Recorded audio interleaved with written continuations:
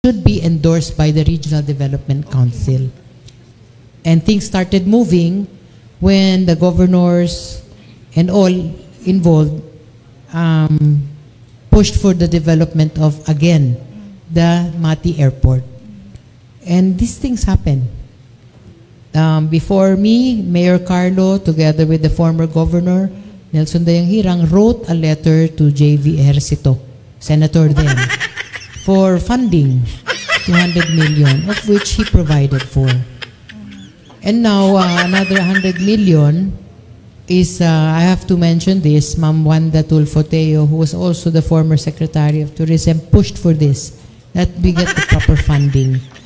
With the aid of Congressman Erwin Tulfo, they were pushing that we get the proper funding of 100 million for the rehabilitation. Mayor, including the city vice mayor, all the councilors, we invited the governor, and the vice governor is here. And what we just had was the foundation laying, not a groundbreaking, because the ground, so to speak, was already broken. Nagsugod na ang backhoe, ang equipment, last January 2. So that was the groundbreaking, January 2. And today we had the foundation laying where we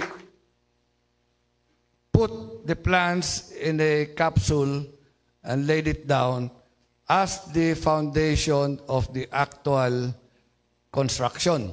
Almost monthly in coordination so that we can put the 200 million funding in the budget of the Department of Transportation. And we started in 2017, and it was finally reflected in the General Appropriations Act in 2019. And so we had coordination meetings with the DOTR because another problem cropped up. What was intended for the actual construction now needs to be realigned for the purchase of the property.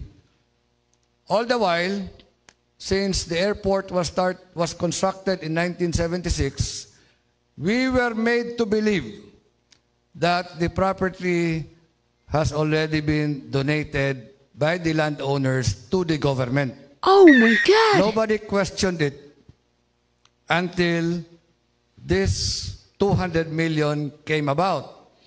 And because the titles were not yet, the land titles were not yet transferred to the government, as there was really no donation,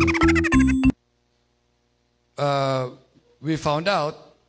So we had meetings with the landowners, and I'd like to thank the Rabat family and the Rocamora family for joining us in the negotiation table in agreeing to the terms and conditions of the DOTR. I'd like to make special mention to Vice Mayor, then Vice Mayor Glenda Rabat, who did the computations, including the capital gains tax. And it was very tedious because there were many owners to be paid from one source of fund, no? So I also would like to thank Davao Oriental State University, DORSU President, for hosting one of those meetings at the boardroom of our university. That meeting attended by DOTR and the landowners.